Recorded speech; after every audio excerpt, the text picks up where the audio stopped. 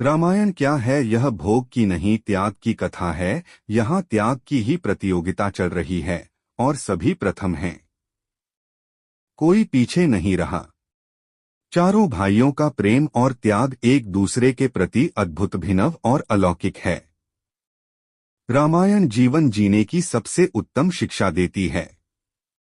भगवान राम को 14 वर्ष का वनवास हुआ तो उनकी पत्नी सीता मैया ने भी पत्नी धर्म निभाते हुए सहर्ष वनवास स्वीकार कर लिया। परंतु बचपन से ही बड़े भाई की सेवा में रहने वाले लक्ष्मण जी कैसे राम जी से दूर हो जाते। माता सुमित्रा से तो उन्होंने आज्ञा ले ली थी वन जाने की, परंतु जब पत्नी उर्मिला के कक्ष की ओर बढ़ रहे थे तो सोच रहे थे कि माँ ने तो आज्ञा दे दी, परंतु उर्मिला को कैसे समझाऊंगा, क्या बोलूंगा उनसे। यही सोच विचार करके लक्ष्मण जी जैसे ही अपने कक्ष में पहुंचे तो देखा कि उर्मिला जी आरती का थाल लेकर खड़ी थीं और बोली, आप मेरी चिंता छोड़ प्रभु श्री राम की सेवा में वन को जाओ। मैं आपको नहीं रोकूंगी। मेरे कारण आपकी सेवा में कोई बाधा न आए, इसलिए साथ जाने की जिद भी नहीं करूंगी। लक्ष्मण जी को कहने में संकोच हो रहा था, परंतु उनके कुछ कहने से पहले ही उर्मिला जी ने उन्हें संकोच से बाहर निकाल दिया। वास्तव में यही पत्नी का धर्म है। पति संकोच में पड़े उससे पहले ही पत्नी उसके मन की बात जानकर उसे संकोच से बाहर कर दे। लक्ष्मण जी चले गए, परंतु 14 वर्ष तक उर्मिला ने एक तपस्विनी की भांति कठोर तप किया।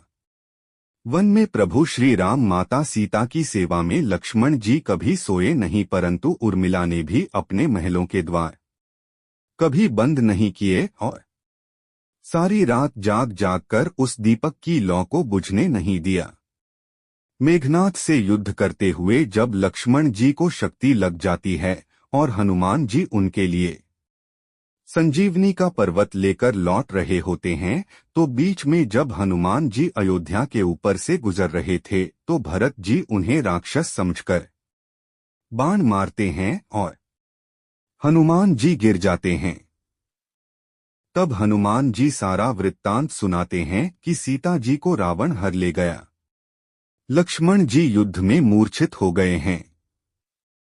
यह सुनते ही कौशल्या जी कहती हैं कि राम को कहना कि लक्ष्मण के बिना अयोध्या में पैर भी मत रखना, राम वन में ही रहे। माता सुमित्रा कहती हैं कि राम से कहना कि कोई बात नहीं, अभी शत्रुघ्न है, मैं उसे भेज दूंगी। मेरे दोनों पुत्र राम सेवा के लिए ही तो जन्मे हैं। माताओं का प्रेम देखकर हनुमान जी की आंखों से अश्रुधारा बह रही थी, परंतु जब उन्होंने उर्मिला जी को देखा तो सोचने लगे कि यह क्यों एकदम शांत और प्रसन्न खड़ी हैं, क्या इन्हें अपनी पति के प्राणों की कोई चिंता नहीं। हनुमान जी पूछते हैं, देवी आपकी प्रसन्नता का कारण क्या है? आपके पति के प्राण संकट में हैं। सूर्य उदित होते ही सूर्य कुल का दीपक बुझ जाएगा। उर्मिला बोली, जिनके साथ श्री राम हैं तो मेरा दीपक संकट में नहीं है, वो बुझ ही नहीं सकता। रही सूर्योदय की बात, तो आप चाहें तो कुछ दिन अयोध्या में विश्राम कर लीजिए, क्योंकि आपके वहां पहुंचे बिना सूर्य उदित हो ही नहीं सकता। आपने कहा कि प्रभु श्री राम मेरे पति को अपनी गोद में लेकर बैठे हैं। जो योगेश्वर प्रभु श्री राम की गोदी में लेटा हो काल उसे छू भी नहीं सकता। यह तो वो दोनों लीला कर रहे हैं। मेरे पति जब से वन गए हैं तब से सोए नहीं हैं। उन्होंने न सोने का प्रण लिया था, इसलिए वे थोड़ी देर विश्राम कर रहे हैं, और जब भगवान की गोद मिल गई तो थोड़ा विश्राम ज्यादा हो गया। वे उठ जाएंगे। और शक्ति मेरे पति को लगी ही नहीं, शक्ति तो प्रभु श्री राम जी को लगी है।